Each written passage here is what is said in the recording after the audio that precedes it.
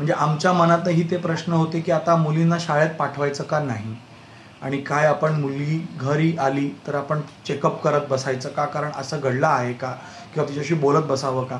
म्हणून तुमच्या भावना मी समजू शकतो, पण अख्ख्या महाराष्ट्राला तुमच्याकडून हे जाणून घ्यायचं आहे की आता तुम्हाला पुढे काय मदत हवी आहे.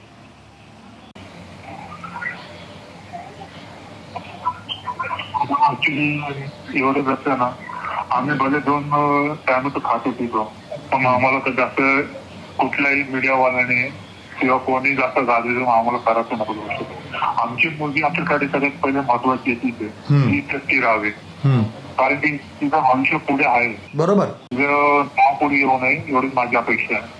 मी मानेन की राजसाहेब ठाकरे यांचं मनापासून आभारी की त्यांनी पण आम्हाला म्हणजे त्यांच्या भावना समजून घेतल्या. एबीपी माझा, उघडा डोळे बघा नीट.